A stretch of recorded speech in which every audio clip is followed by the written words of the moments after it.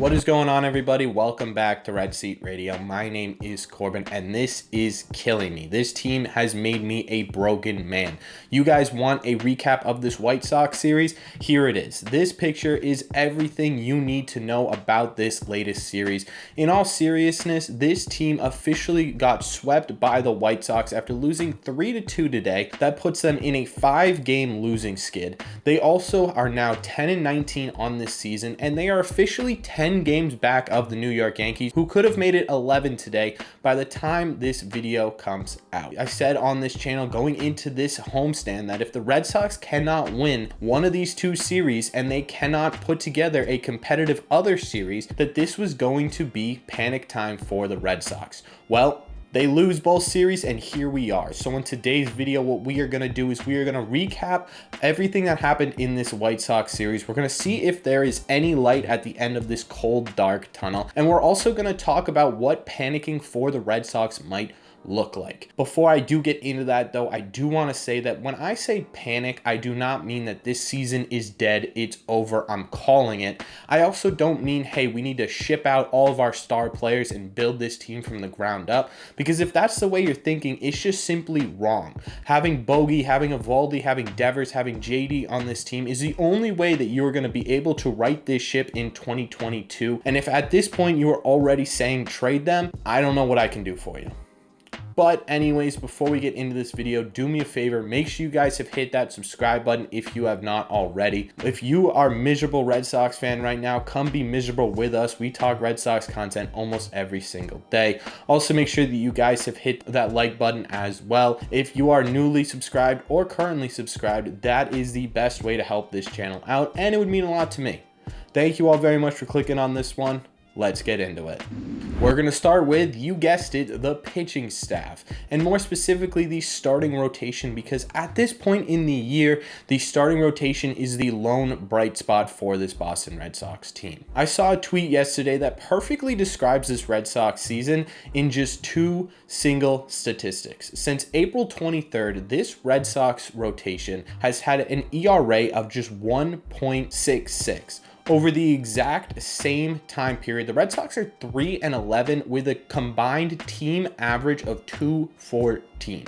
That's what's happening right now for the Red Sox. And that's what remained the case in this series. Everyone in this pitching staff did pretty well in this series.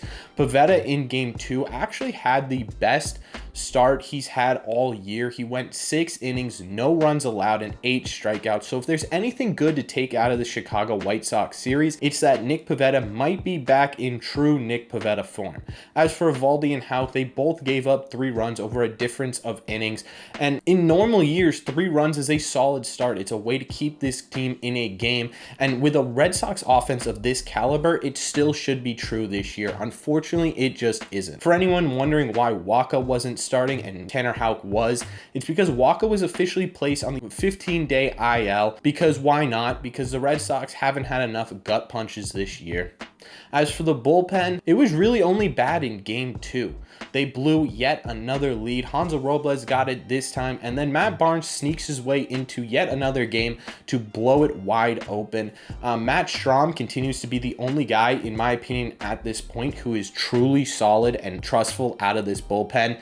If he's not the closer pretty soon, I'm not entirely sure what the game plan is. Because of Michael Wacha's injury, they all kind of pitched in game 3, and they all looked pretty solid. In fact, they looked pretty solid in game 1 as well. But unfortunately, those outings don't really matter if this Red Sox team can't score runs, and if when they do score runs, you're going to blow the game. The Red Sox are now 10-17 in save opportunities, and 10-17 are not the amount of times that they've actually won the game. Those are the amount of times they've lost.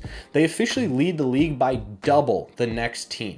That needs to change if we're going to go forward. And if I'm the Red Sox right now, panic mode for me looks like shaking up this bullpen.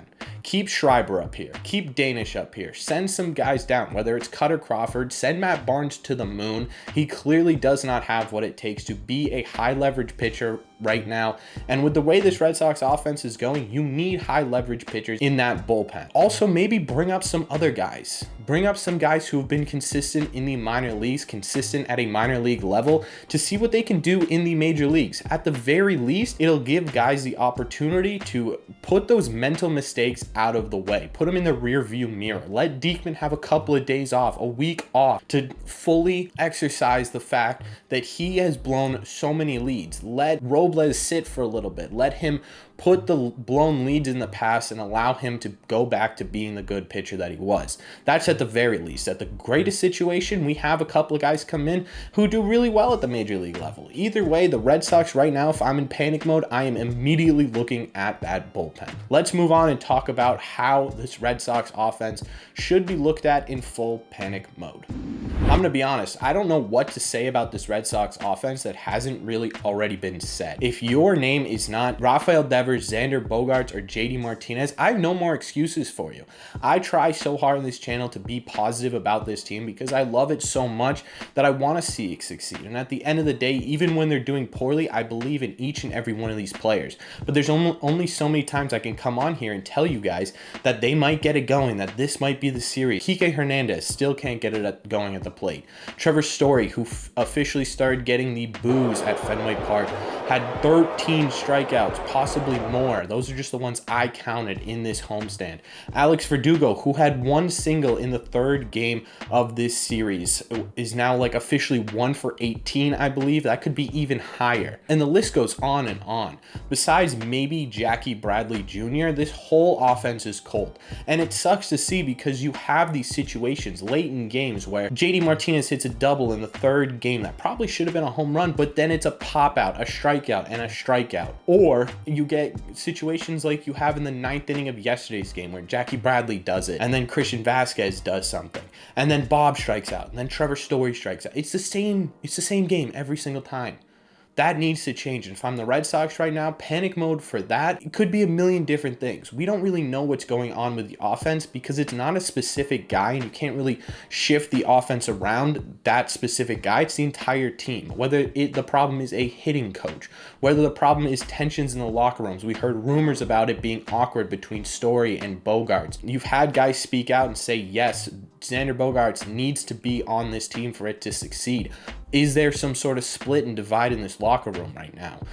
Do we need to bring guys up to replace Kike, to replace Bobby, to replace Vasquez until they can get their feet wet either in AAA or on the bench and ready to go and be a legitimate impact player on this Red Sox team? I have no idea what the solution is, but what I do know is that the Red Sox need to do it right now. The Red Sox as an organization need to win 9 games in a row just to break 500. To get into the conversation of third or second place, they need to win about 15 games in a row. Is it likely to happen? No. Is it possible? Yeah, of course. But the Red Sox need to do some course correction. They need to do it right now. Every single game you are losing at this point is putting you into a deeper and deeper hole that every loss is going to make it harder to climb out of. There is still the possibility that they do climb out, and we're having an entirely different conversation come July, come August. But for right now, this needs to happen and it needs to change, and it's time to see if the Red Sox are able to make those changes. Let me know in the comment section down below what you think of my analysis of this team, what you think of this series, what you think of this team, and what you think needs to be done to improve it. Let me know all your thoughts on the Red Sox down below. As always, if you've made it to the end of this video, do me a favor, make sure you guys have hit that subscribe button if you're new here. Like I said, we talk Red Sox content almost daily. Also, make sure you guys are hitting that like button as well. If you are newly subscribed or currently subscribed, it is the best way to help this channel out and would mean a lot to me.